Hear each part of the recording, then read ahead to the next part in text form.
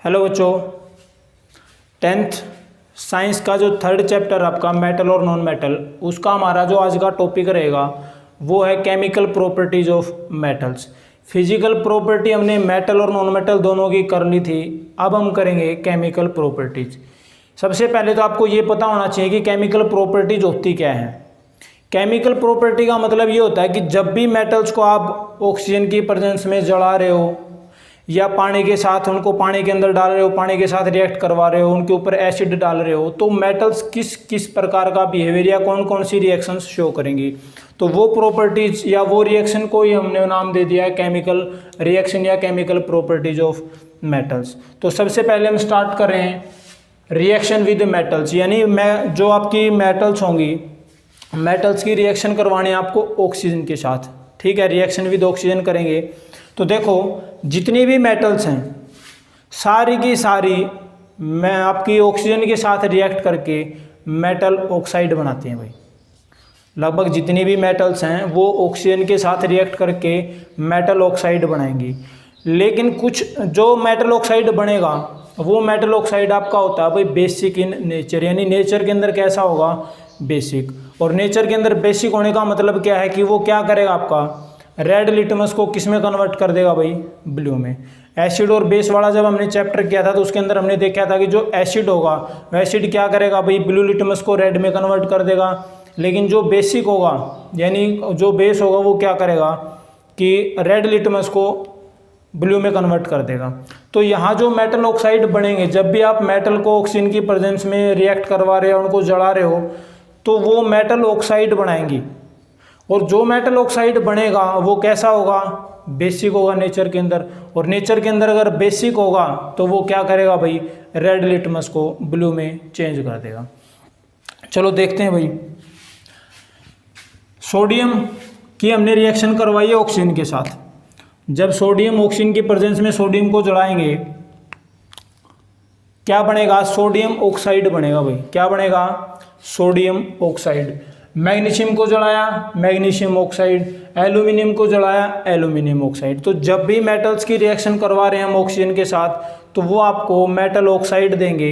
और metal oxide कैसे होंगे, बेसिक इन नेचर। लेकिन सारे के सारे मेटल ऑक्साइड हैं वो बेसिक भी नहीं होंगे भाई। जैसे अगर मैं बात करूं सोडियम की, तो सोडियम जो ऑक्साइड बनेगा ये तो बेसिक होगा नेचर के अंदर। मैग्नीशियम ऑक्साइड होगा, ये भी बेसिक होगा नेचर के अंदर। बट अगर मैं बात करूं एल्यूमिनियम की, जब भी एल्यूमिनियम की रिएक्शन करवाएंगे ऑक्सीजन के साथ आपको एल्यूमिनियम ऑक्साइड तो मिल जाएगा, बट ये एल्यूमिनियम ऑक्साइड आपका बेसिक नहीं होगा। इसको बोलते हैं भाई एम्फोटेरिक। एम्फोटेरिक नेचर का होगा भाई ये। और एम्फोटेरिक नेचर का मतलब क्या होता है कि ये आपका एसिडिक भी होगा और बेसिक भी होगा। ठीक है, यानी वो ऑक्साइड होते हैं एम्फोटेरिक ऑक्साइड, वो होते हैं जो एसिड के साथ भी रिएक्ट करेंगे और बेस के साथ भी रिएक्ट करेंगे। ठीक है, तो जब भी मेटल की रिएक्शन करवाते हैं आप ऑक्सीजन के साथ आपको मेटल ऑक्साइड मिलेगा जो बेसिक इन नेचर होगा। ठीक है, लेकिन जब आप एल्यूमिनियम की रिएक्शन करवाते हो ऑक्सीजन के साथ तो एल्यूमिनियम ऑक्साइड तो मिल जाएगा, बट वो आपका बेसिक नेचर का नहीं होगा, वो होगा एम्फोटेरिक नेचर का। एम्फोटेरिक मतलब जिसको उभयधर्मी बोलते हैं भाई। तो एम्फोटेरिक नेचर का होगा तो इसका मतलब क्या होगा, वो एसिड के साथ भी रिएक्ट करेगा और बेस के साथ भी रिएक्ट करेगा, यानी एसिडिक बिहेवियर भी शो करेगा और बेसिक बिहेवियर भी शो करेगा। उसके बाद जितनी भी मेटल्स हैं वो सारी की सारी एक ही रेट से रिएक्ट नहीं करते भाई ऑक्सीजन के साथ। कि मान लीजिए सोडियम है, वो भी जिस रेट से वो रिएक्ट करेगा, क्या पोटेशियम, कैल्शियम, मैग्नीशियम, एल्यूमिनियम सारी की सारी सेम रेट से रिएक्ट करेंगे ऑक्सीजन के साथ, नहीं। सोडियम और पोटेशियम बहुत ही ज़्यादा रिएक्टिव मेटल है। जो हमने सेकंड चैप्टर किया था तो उसके अंदर रिएक्टिविटी सीरीज बताई थी कि सबसे पहले टॉप पे कौन है, पोटेशियम है, उसके बाद सोडियम, कैल्शियम, मैग्नीशियम। तो जो सोडियम और पोटेशियम है वो आपका रिएक्टिविटी सीरीज यानी जो स्थिरता श्रेणी उसमें सबसे ऊपर है। तो सबसे ऊपर होने के कारण इनकी जो रिएक्टिविटी, इनकी जो क्रियाशीलता है वो बहुत ज़्यादा है। और क्रियाशीलता ज़्यादा होने के कारण ही क्या होगा भाई, ऑक्सीजन के साथ बहुत तेज़ गति से रिएक्ट करेंगे ये। और इतना तेज़ गति से रिएक्ट करेंगे कि जब भी आपने सोडियम और पोटेशियम को बाहर रखा, जैसे ही ये ऑक्सीजन के कॉन्टैक्ट में आएंगे एकदम से आग पकड़ लेंगे। तो इससे बचने के लिए क्या किया जाता है भाई, सोडियम और पोटेशियम को हमेशा मिट्टी के तेल जिसको हम केरोसिन ऑयल बोलते हैं उसके अंदर डाल के रखा जाता है। क्वेश्चन आ भी जाए कि सोडियम और पोटाशियम को केरोसिन के तेल में क्यों डाल के रखा जाता है, तो सोडियम और पोटाशियम बहुत ज़्यादा रिएक्टिव होते हैं ऑक्सीजन की तरफ भाई, बहुत तेज़ गति से रिएक्ट करते हैं और इतना तेज़ गति से रिएक्ट करते हैं कि जैसे ही ऑक्सीजन इनके संपर्क में आएगी या जैसे ही सोडियम और पोटाशियम ऑक्सीजन के कांटेक्ट में आएंगे एकदम से ये आग पकड़ लेंगे। ठीक है, तो ये बहुत ज़्यादा टॉप हैं, जो आपकी स्थिरता श्रेणी है या रिएक्टिविटी सीरीज उसमें सबसे टॉप पे हैं, तो इसलिए बहुत ज़्यादा रिएक्टिव होने के कारण क्या होगा, ऑक्सीजन के साथ बहुत तेज़ गति से रिएक्ट करेंगे। उसके बाद एल्यूमिनियम है, मैग्नीशियम है, जिंक है, लेड है, ये क्या है भाई, ये लेस रिएक्टिव हैं। लेस रिएक्टिव हैं यानी जो आपकी रिएक्टिविटी सीरीज है उसमें नीचे की तरफ है, नीचे हैं तो इनकी रिएक्टिविटी धीरे धीरे क्या होगी, कम हो जाएगी। धीरे धीरे अगर रिएक्टिविटी कम होगी तो उतना तेज गति से रिएक्ट नहीं करेंगे ये जितना तेज गति से आपकी सोडियम और पोटाशियम कर रहे थे। तो सोडियम और पोटाशियम बहुत तेज गति से रिएक्ट करते हैं, एकदम से आग पकड़ लेते हैं। यहाँ ये आग तो नहीं पकड़ेंगे, तो यहाँ क्या करेंगे भाई, इनकी जो रिएक्शन होगी ऑक्सीजन के साथ वो बहुत धीरे धीरे होगी। ठीक है, तो ये इनकी जो रिएक्शन रहेगी वो स्लो प्रोसेस में रहेगी, तो लेस रिएक्टिव होने के कारण इसका कारण सीधा सा यही है। उसके बाद आता है भाई जो लोहा है वो ऑक्सीजन की प्रेजेंस में डायरेक्ट नहीं जलेगा। अगर आप एक लोहे के टुकड़े को जलाना चाहो तो वो ऑक्सीजन की प्रेजेंस में जलेगा नहीं, लेकिन अगर लोहे का अगर हमने चूर्ण बना लिया, जो जिसको हम आयरन फिलिंग्स बोलते हैं, छोटे छोटे जो टुकड़े होते हैं ना, लोहे का चूर्ण बोलते हैं उसको, अगर उसको हम जलाना चाहें ऑक्सीजन की प्रेजेंस में तो वो बहुत तेज़ गति के साथ जलेगा भाई। ठीक है, और बहुत ज़्यादा हीट भी प्रोड्यूस होगी। उसके बाद गोल्ड है और प्लेटिनम है, वो आपका ऑक्सीजन के साथ रिएक्ट नहीं करेंगे भाई। तो ये तो थी रिएक्शन विद ऑक्सीजन। मेटल की रिएक्शन ऑक्सीजन के साथ क्या होगा, जब भी मेटल ऑक्सीजन के साथ रिएक्ट करेंगे मेटल ऑक्साइड बनाएंगे जो बेसिक नेचर का होगा। किसको छोड़ के, एल्यूमिनियम को छोड़ के। जिंक भी वैसे जिंक ऑक्साइड बनाता है भाई, ये भी एम्फोटेरिक नेचर का होता है। एल्यूमिनियम क्या करेगा, एल्यूमिनियम ऑक्साइड बनाएगा, लेकिन ये बेसिक नेचर का नहीं होगा, ये एम्फोटेरिक नेचर का होगा। ठीक है, उसके बाद सोडियम और पोटाशियम बहुत फास्टली रिएक्ट करेंगे ऑक्सीजन के साथ बहुत तेज गति से, तो इसलिए इनको केरोसिन ऑयल में डुबो के रखा जाता है, जैसे ही बाहर निकालोगे एकदम से आग पकड़ लेंगे।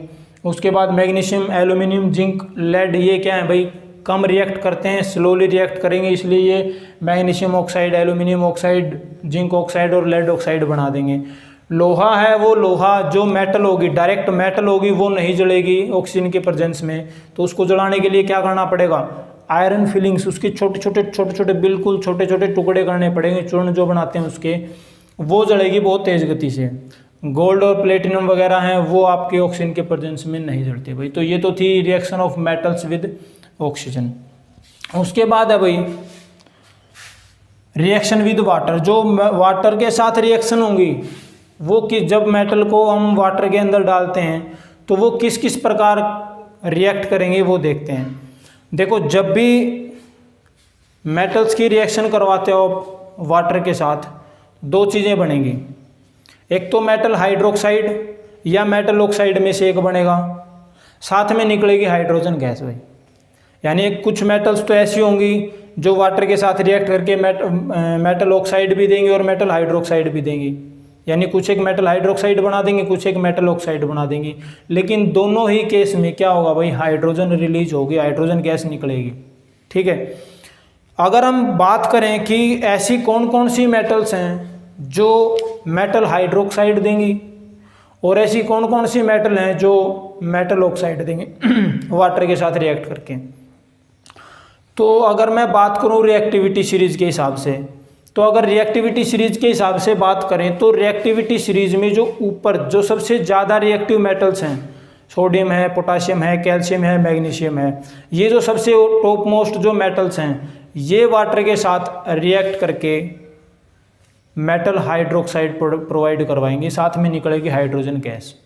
जैसे ही आप उससे नीचे आओगे, मैग्नीशियम से नीचे आओगे, तो वैसे जैसे जैसे नीचे आते जाएंगे वैसे वैसे रिएक्टिविटी कम होती जाएगी, और रिएक्टिविटी कम होने के कारण क्या होगा कि उसके बाद वाली जो मेटल्स हैं, मैग्नीशियम के बाद वाली जो मेटल्स हैं वो क्या करेंगे भाई, वो आपकी मेटल ऑक्साइड बनाना स्टार्ट कर देंगे जब आप वाटर के साथ रिएक्ट करवाओगे। या इसके दूसरों शब्दों में ये कहूँ मैं कि कुछ मेटल्स ऐसी होती हैं जो वाटर के साथ रिएक्ट करेंगे। वाटर के साथ रिएक्ट का मतलब क्या है कि वाटर आपका कोल्ड भी हो सकता है, हॉट भी हो सकता है, स्टीम भी हो सकती है।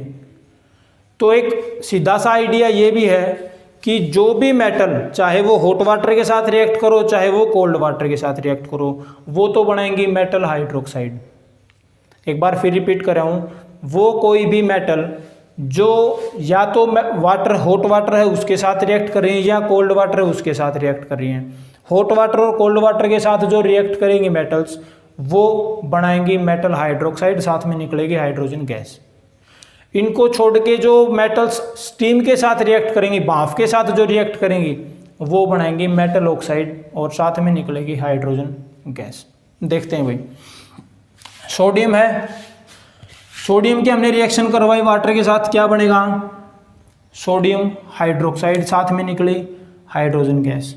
पोटाशियम की करवाई हमने, potassium hydroxide plus hydrogen gas. अगर यहाँ इसकी जगह मैं कैल्शियम भी लिख देता तो वो बनता आपका calcium hydroxide plus hydrogen gas, magnesium hydroxide plus hydrogen gas. तो क्या है कि जो सोडियम, पोटाशियम और कैल्शियम है इनको हम कोल्ड वाटर के साथ रिएक्ट करवाते हैं, ये हॉट वाटर के साथ रिएक्ट नहीं करेंगे, ये कोल्ड वाटर के साथ रिएक्ट करेंगे। तो जब भी सोडियम, पोटाशियम और कैल्शियम को आप कोल्ड वाटर के अंदर डालोगे क्या प्रोवाइड करवा देंगे भाई? एक तो मेटल हाइड्रोक्साइड प्रोवाइड करवाएंगे, साथ में निकलेगी हाइड्रोजन गैस। एक चीज़ और ध्यान रखना भाई, इनके साथ साथ यहाँ पे हीट भी निकलेगी। जब सोडियम और पोटाशियम की रिएक्शन करवाते हैं, सोडियम और पोटाशियम को जब वाटर के अंदर डालते हैं तो पोटाशियम या सोडियम, मान लीजिए सोडियम को हमने वाटर के अंदर डाल दिया तो सोडियम हाइड्रोक्साइड बन गया, साथ में हाइड्रोजन गैस निकल गई। इसके साथ साथ ये रिएक्शन इतनी ज़्यादा हाईली एक्जोथर्मिक होती है कि हीट भी निकलती है इसमें से भाई, ठीक है। तो ये हमेशा कोल्ड वाटर के साथ, सोडियम, पोटाशियम और कैल्शियम ये कोल्ड वाटर के साथ रिएक्ट करेंगी, और जैसे ही सोडियम और पोटाशियम का जिक्र आता है तो ये तो प्रोवाइड करवाएंगी हीट। हाइड्रोजन गैस तो निकलेगी हर केस में, यहाँ हीट भी निकलेगी सोडियम के साथ भी और पोटाशियम के साथ भी। लेकिन जब बात हम करते हैं कैल्शियम की, कैल्शियम को जब हमने पानी के अंदर डाला तो कैल्शियम हाइड्रोक्साइड तो आ गया, क्यों? क्योंकि वो वाटर के साथ रिएक्ट कर रहा है। और मैंने पहले भी बताया था कि चाहे कोई भी मेटल है वो हॉट वाटर के साथ रिएक्ट करे, चाहे वो कोल्ड वाटर के साथ रिएक्ट करे, चाहे हॉट के साथ चाहे कोल्ड के साथ, वो मेटल हाइड्रोक्साइड ही बनाएगी और साथ में निकलेगी हाइड्रोजन गैस। इस केस में सोडियम और पोटाशियम के केस में साथ में हीट निकलेगी, बट जब कैल्शियम की बात करते हैं तो कैल्शियम में हीट नहीं निकलेगी भाई।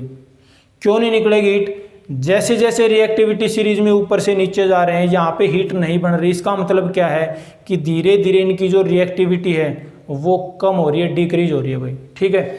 मैग्नीशियम पे आए, मैग्नीशियम क्या है? वो आपका कोल्ड वाटर के साथ रिएक्ट नहीं करेगा। यानी अगर आप मैग्नीशियम को रूम टेम्परेचर के ऊपर बात करें, या यूँ कह दो कि अगर मैग्नीशियम को वाटर के अंदर डाल दिया तो कोल्ड वाटर के अंदर वो रिएक्ट नहीं करेगा। उसको रिएक्ट करवाने के लिए क्या करना पड़ेगा भाई? हॉट वाटर डालना पड़ेगा।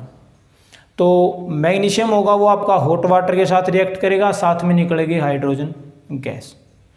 उसके बाद जिंक है, एल्यूमिनियम है, आयरन है, ये क्या है भाई?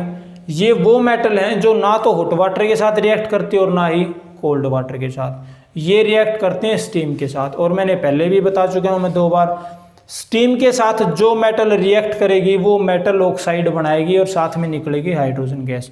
अब ध्यान रखना, यहाँ भी मेटल ऑक्साइड बन रही है, यहाँ भी, यहाँ देखो एल्यूमिनियम की ऑक्सीजन के साथ रिएक्शन करवाई एल्यूमिनियम ऑक्साइड, यहाँ एल्यूमिनियम की वाटर के साथ रिएक्शन करवाई तो भी एल्यूमिनियम ऑक्साइड। फर्क क्या रह गया? फर्क ये रह गया कि यहाँ हाइड्रोजन गैस नहीं मिल रही थी आपको, यहाँ हाइड्रोजन गैस रिलीज होगी भाई, समझ आ गई? तो जब भी जो भी मेटल होगी वो जब स्टीम के साथ रिएक्ट करेगी तो स्टीम के साथ जब वो रिएक्ट करेगी तो वो हमेशा मेटल ऑक्साइड ही बनाएगी, मेटल हाइड्रोक्साइड नहीं बनाएगी भाई, ठीक है। क्यों नहीं बनाएगी? क्योंकि जैसे जैसे नीचे आ रहे हैं उनकी रिएक्टिविटी बहुत कम होती जा रही है, इसलिए वो वाटर के साथ डायरेक्ट रिएक्ट नहीं कर पाएंगी, केवल स्टीम के साथ रिएक्ट करेंगे भाई, ठीक है। उसके बाद आता है गोल्ड, सिल्वर, कॉपर और लेड। ये वो मेटल हैं जो ना तो हॉट वाटर के साथ रिएक्ट करते, ना कोल्ड वाटर के साथ, और ना ही ये स्टीम के साथ रिएक्ट करते, ठीक है। तो ये कुछ मेटल्स थे, ध्यान रखना ये एक्सेप्शनल केस है भाई, कि सोडियम और पोटाशियम जब वाटर के साथ रिएक्ट करते हैं तो हाइड्रोजन गैस तो निकलेगी, सोडियम हाइड्रोक्साइड या पोटेशियम हाइड्रोक्साइड भी बनेगा, साथ में बहुत ज़्यादा मात्रा में हीट निकलेगी। क्यों निकलेगी? कोल्ड वाटर के साथ रिएक्ट कर रहे हैं, रिएक्टिविटी सीरीज में सबसे टॉप मोस्ट पोजीशन पे है, तो इसलिए इनकी रिएक्टिविटी बहुत ज़्यादा है। जब कैल्शियम पे पहुँचे तो कैल्शियम हाइड्रोक्साइड बन गया, साथ में हाइड्रोजन गैस निकल गई, बट यहाँ पे हीट नहीं रिलीज हुई। क्यों नहीं हुई? क्योंकि रिएक्टिविटी धीरे धीरे कम होगी, रिएक्टिविटी कम होगी तो हीट निकलना बंद हो गया। ठीक है, तो ये मैग्नीशियम, सोडियम, पोटाशियम और कैल्शियम आपकी कोल्ड वाटर के साथ रिएक्ट करेंगे। मैग्नीशियम है वो आपका हॉट वाटर के साथ रिएक्ट करेगा। जिंक, एल्यूमिनियम, आयरन ये आपके भाप के साथ रिएक्शन देंगे। और गोल्ड, सिल्वर, कॉपर और लेड ये वो मेटल्स हैं जो ना स्टीम के साथ रिएक्ट करेंगे, ना हॉट वाटर के साथ, ना कोल्ड वाटर के साथ। यहाँ एक चीज़ और बता देता हूँ भाई मैं आपको कि जब मैग्नीशियम को ऑक्सीजन की प्रेजेंस में जलाते हैं, कई बार पूछ लेते हैं कि मैग्नीशियम रबड़ होता है, जो मैग्नीशियम का रबड़ होता है उसको जलाने से पहले साफ़ क्यों किया जाता है? तो उसको जलाने से पहले साफ़ करने का कारण यही है कि मैग्नीशियम जब ऑक्सीजन की प्रेजेंस में पड़ा रहता है तो उसके ऊपर मैग्नीशियम ऑक्साइड की एक परत जमा हो जाती है, वही हल्की सी।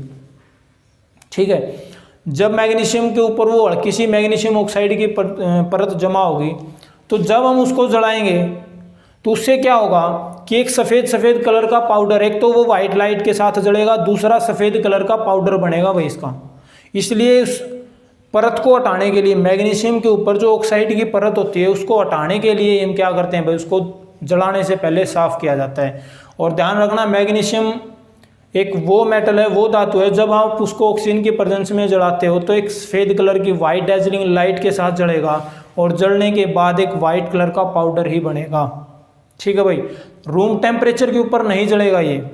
जैसे सोडियम और पोटाशियम था, उनको आपने कमरे के तापमान पे अगर रख दिया ना तो एकदम से आग पकड़ जाएंगे वो, लेकिन मैग्नीशियम है वो ऐसा नहीं करेगा। मैग्नीशियम के केस में क्या होगा, अगर आपको मैग्नीशियम को जलाना है, मैग्नीशियम ऑक्सीजन के साथ कब रिएक्ट करेगा, जब आप टेम्परेचर उसका बढ़ा दोगे।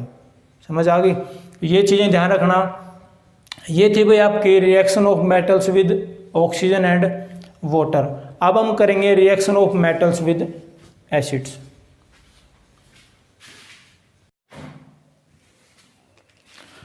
उसके बाद है भाई reaction of metals with dilute acid, कि जो धातुएं हैं यानी कि जो मेटल्स हैं वो डाइल्यूट एसिड के साथ किस प्रकार से रिएक्ट करेंगे।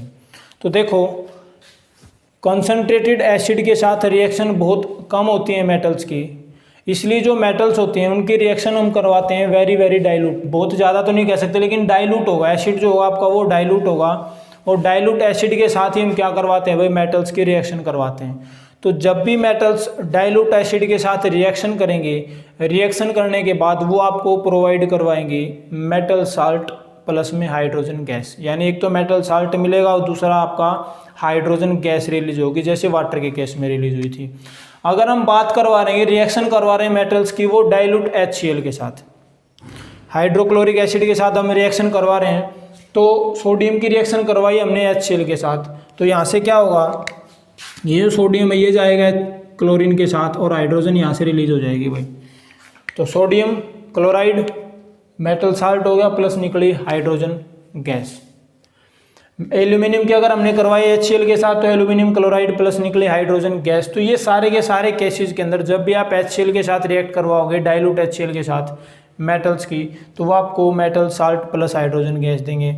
अगर आप H2SO4 के साथ करवा रहे हो तो भी सेम ही केस बनेगा, मेटल साल्ट बनेगा प्लस हाइड्रोजन गैस। बात आती है कि जो मेटल साल्ट होते हैं यानी जो मेटल्स होती हैं वो HNO3 के साथ रिएक्शन क्यों नहीं करती भाई एसिड तो ये भी है, तो जो मेटल्स हैं वो HNO3 के साथ रिएक्शन क्यों नहीं करती। तो जब भी मेटल्स की रिएक्शन करवानी होती है HNO3 के साथ, हमें very very very very dilute HNO3 लेना पड़ेगा। और वो भी कुछ मेटल्स ही हैं जो शो करती हैं HNO3 के साथ रिएक्शन। सारी की सारी जो मेटल्स हैं वो डाइल्यूट HNO3 के साथ रिएक्ट नहीं करती, केवल एक दो मेटल्स ही हैं जो इसके साथ रिएक्शन करेगी।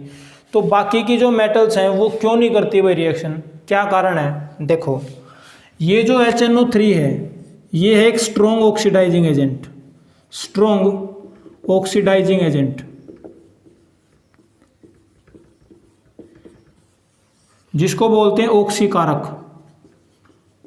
ऑक्सीकारक है भाई, ये प्रबल ऑक्सीकारक है। अब ये ऑक्सीकारक क्या काम करेगा? ऑक्सीडाइजिंग एजेंट या ऑक्सीकारक का मतलब होता है वो कोई भी केमिकल या वो कोई भी सब्सटेंस जो किसी भी केमिकल रिएक्शन को ऑक्सीजन प्रोवाइड करवा दे। कोई भी केमिकल रिएक्शन है, उसके अंदर हमने वो ऑक्सीडाइजिंग एजेंट डाला तो उस केमिकल जो रिएक्शन हो रही है उसको ऑक्सीजन दे देगा वो। इस केस में क्या होगा, हमने एक चीज़ पढ़ ली कि जब भी डाइल्यूट एसिड के साथ रिएक्शन करवाएंगे मेटल की, हाइड्रोजन गैस बनेगी। हाइड्रोजन गैस अगर बन तो रही है तो हम मान लेंगे, मेटल साल्ट और हाइड्रोजन गैस अगर बन तो रही है दोनों चीज़ें, तो हम मान लेंगे रिएक्शन सही हो रही है। अगर यही गड़बड़ होगी, कोई एक चीज़ भी ना बनी, तो इसका मतलब कहीं ना कहीं फॉल्ट आ गया रिएक्शन के अंदर। यहाँ क्या होगा, मान लीजिए मैंने सोडियम के साथ या किसी दूसरी मेटल के साथ HNO3 की रिएक्शन करवा दी डाइल्यूट HNO3 के साथ। अब ये क्या है, एक स्ट्रॉन्ग ऑक्सीडाइजिंग एजेंट है। स्ट्रॉन्ग ऑक्सीडाइजिंग एजेंट मतलब क्या करेगा, ये जो केमिकल रिएक्शन थी इसको क्या प्रोवाइड करवा दिया इसने, ऑक्सीजन। सपोज करो, मान लियो मैं कैल्शियम की करवा रहा हूँ, HNO3 के साथ रिएक्शन करवा रहा हूँ। अब बनना क्या चाहिए था, साल्ट बनना चाहिए था, मेटल, कैल्शियम। एग्जाम्पल ले रहा हूँ, वैसे बता रहा हूँ मैं, कैल्शियम नाइट्रेट बनना तो चाहिए था मेटल साल्ट, साथ में क्या निकलनी चाहिए, हाइड्रोजन गैस। लेकिन ये स्ट्रॉन्ग ऑक्सीडाइजिंग एजेंट है। स्ट्रॉन्ग ऑक्सीडाइजिंग एजेंट है तो क्या काम करेगा, अपने वाला काम तो करेगा। ये क्या प्रोवाइड करवा देगा, ऑक्सीजन। ऑक्सीजन किसको प्रोवाइड करवा देगा, कहाँ जा रही है ऑक्सीजन, ऑक्सीजन पहुंचेगी यहाँ। तो जो हाइड्रोजन गैस निकली थी, अब उसको कौन मिल गया भाई, ऑक्सीजन मिल गई। हाइड्रोजन के साथ ऑक्सीजन मिल गई, क्या बन गया, वाटर बन गया। पूरे की पूरी रिएक्शन खत्म, फिनिश। तो इसलिए जो मेटल्स होती हैं वो आपके HNO3 के साथ, ज़्यादातर मेटल्स HNO3 के साथ रिएक्शन नहीं करती। क्यों नहीं करती, कि HNO3 एक स्ट्रॉन्ग ऑक्सीडाइजिंग एजेंट है, और स्ट्रॉन्ग ऑक्सीडाइजिंग एजेंट होने के कारण ये किसी भी केमिकल रिएक्शन को ऑक्सीजन प्रोवाइड करवा देगा। और जैसे इसने ऑक्सीजन प्रोवाइड करवा दिया, हाइड्रोजन पहले से बनी हुई है, एक बार तो हाइड्रोजन निकलेगी, लेकिन ऊपर से कौन मिल गया हाइड्रोजन को, ऑक्सीजन। क्या बन गया, वाटर बन गया। अब ये वाला केस तो कंफर्म नहीं हुआ ना हमारा, ये वाला तो किस, एक तो मेटल साल्ट बनना चाहिए, दूसरा हाइड्रोजन गैस। अब के बार बना कौन है, वाटर बना। हाइड्रोजन के बाद, हाइड्रोजन के केस में हाइड्रोजन की जगह पे कौन बना है, वाटर। तो आपकी पूरी की पूरी रिएक्शन क्या होगी भाई, फिनिश होगी। तो इसलिए जो मेटल्स हैं वो डाइल्यूट HCl और H2SO4 के साथ ही रिएक्शन देती हैं। कुछ मेटल हैं जो very very very dilute HNO3 के साथ ही रिएक्ट करेंगे, अदरवाइज बाकी मेटल्स नहीं करती भाई। ठीक है, तो ये थी केमिकल प्रॉपर्टीज ऑफ मेटल्स। इसके बाद का जो प्रोसेस रहेगा, आगे के जो टॉपिक रहेंगे वो करेंगे नेक्स्ट वीडियो के अंदर। तब तक हंसते रहिए, मुस्कुराते रहिए और कोरोना से बचे रहिए भाई। Thank you.